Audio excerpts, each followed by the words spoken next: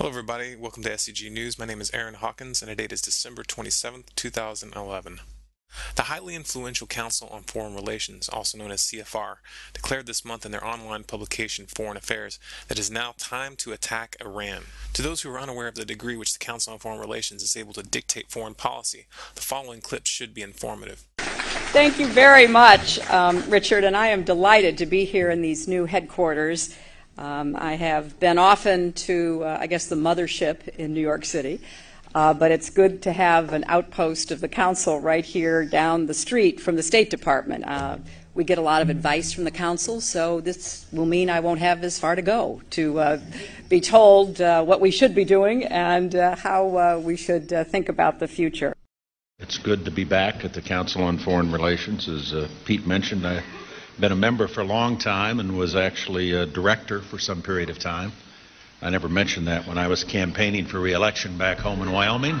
To those who are already familiar with the CFR and their influence on all levels of the federal government, it should come as no surprise that U.S. Joint Chiefs of Staff General Martin Dempsey indicated this week that the U.S. has every intention of following that advice. In an interview with U.S. media in Afghanistan, General Dempsey stated that he had been quietly leading behind-the-scenes preparations for an attack against Tehran. My biggest worry is that it may miscalculate our resolve. Any miscalculation could mean that we are drawn into conflict, and that would be a tragedy for the region and the world, he said. In the context of these statements, the recent withdrawal from Iraq looks very much like strategic repositioning to free up resources for this upcoming war. Many analysts fear that such an attack would draw in China and Russia, who have extensive diplomatic and economic relationships with Iran.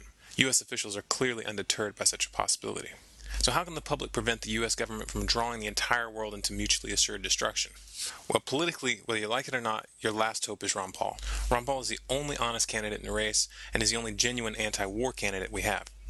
Now, make no mistake, he's not going to be able to prevent the economic collapse. That's coming one way or another. He can't fix the political system. However, he may be able to steer us away from World War III during his time in office. For that reason alone, whether you like his other opinions or not, whether you consider yourself a liberal or conservative or none of the above, if you intend to vote this year, it is morally imperative that you vote for Ron Paul.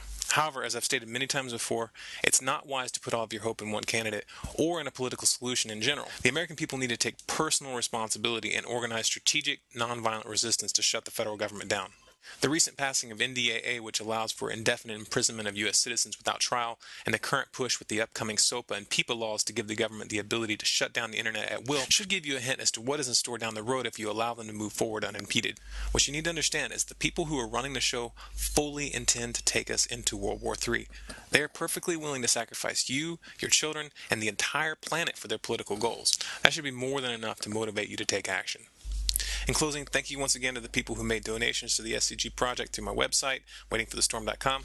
Also, if there's anyone out there who has video animation, graphic design, or Drupal development skills who would like to assist with the project, please send me an email to contribute@waitingforthestorm.com. There's a lot of work to be done, and I've only got 2 hands, so any assistance is appreciated.